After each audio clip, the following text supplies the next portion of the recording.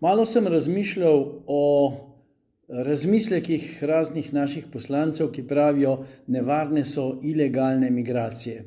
Ne, ilegalne migracije so nevarne, dokler tisti, ki pridejo sem, ne grejo čez mejo.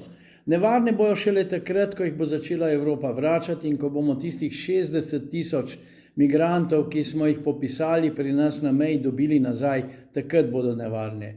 Nevarne so pa legalne migracije. Namreč tisti, ki pridejo sem legalno, imajo pravico do vsega. Ko dobi ta prvi papir, ima pravico do stanovanja solidarnostnega, ima pravico celo voliti na lokalnem nivoju. Evropska unija zahteva celo, da bi volili za državne volitve in tako naprej. Ima pravico, da pripelje po evropskih propozicijah, da pripelje sem svojo družino, svojo ožjo ali širšo družino. In kaj se dogaja? Pripelje najprej ženo, pa eno kopico otrok, pa žlahto, pa starše, pa drugo ženo, pa tretjo ženo in tako naprej. In vsi morajo biti na skrbi slovenske sociale. In če pogledamo, da eden od teh je zaposlen, to se pravi recimo na minimalni plači in dobiva pa toliko bonitet, in če pregledamo, koliko Slovenijo to košta, grozljivo. Nemci so naredili analizo in so rekli, da je to grozen strošek za državo. Namreč, kaj se dogaja?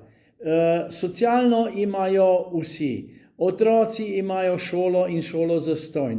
Stanovanje dobijo ti tujci, medtem ko ga slovenske mlade družine ne dobijo.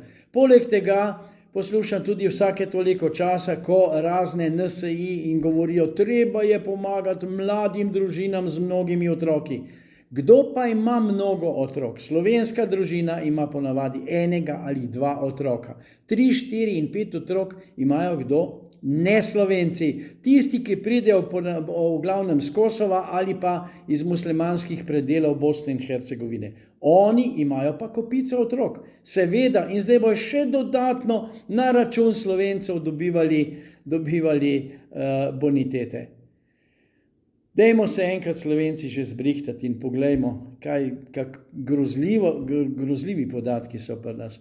Pri ženskah med 25 in 30 letom starosti je le okrog 30% tistih, ki so rodile otroka. In kaj pa naprej? Kakšen slovenski rod? Slovenskega rodu ne bo več.